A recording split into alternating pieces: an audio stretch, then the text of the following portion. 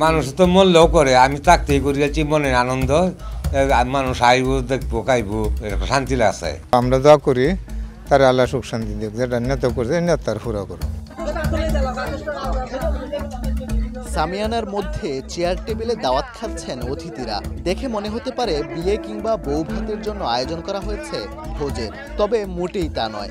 জীবিত থাকতেই চল্লিশা বা চেহলামের আয়োজনে চলছে খাবার পরিবেশন। নিজের চল্লিশার এমন বিশাল ভোজের আয়োজন করেছেন ময়মনসিংহের ঈশ্বরগঞ্জ উপজেলার বড়হিতপুর ইউনিয়নের রাজেন্দ্রপুর গ্রামের 70 মারফত আলী।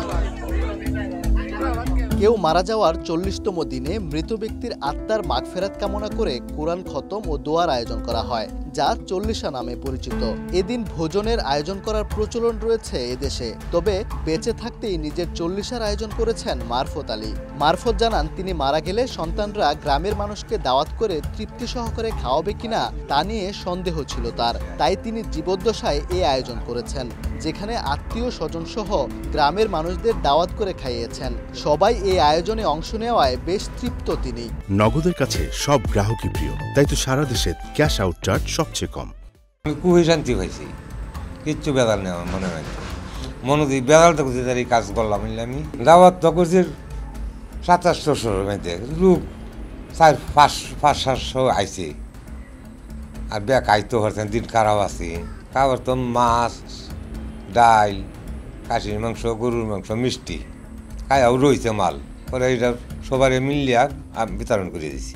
10 লইয়া মিলিয়া দিলে খাইছি, আত্মীয় স্বজন লইয়া, জামা আইসে, রিয়ান যা আছে, বাইশগর বোন সবাই লইয়াই করছি।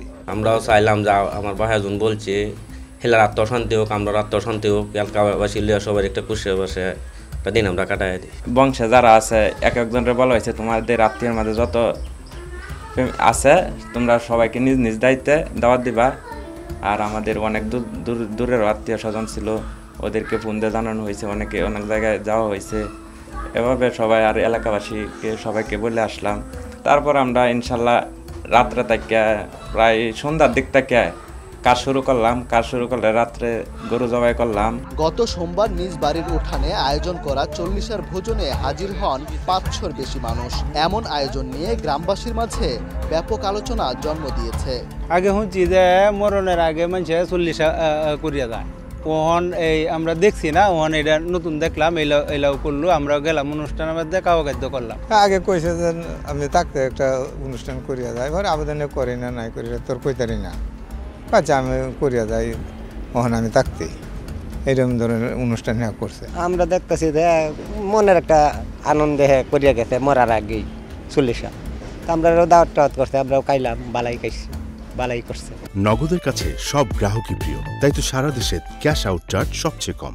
50 বছরের ভিতরে আমি এই পর্যন্ত দিই নাই যে কেউ নিজের মেজবানি কেউ নিজে করে। এটাই মারফত কাকু করছিল, মারফত কাকু আমারও দাওয়াত দিছিল, আমি কাজের চাপের জন্য আমি যাইতে পারি নাই। তো অনেক মানুষ সেই খাওয়া দাওয়া করাইছে, খুব ভালোভাবেই করছে এবং ভালোভাবেই সবাই খাওয়া দাওয়া করে গেছে। পেশায় কৃষক মারফত আলী 6 ছেলে ও 4 মেয়ের জনক। ওবায়দুল হক, সময় সংবাদ, ময়মনসিংহ।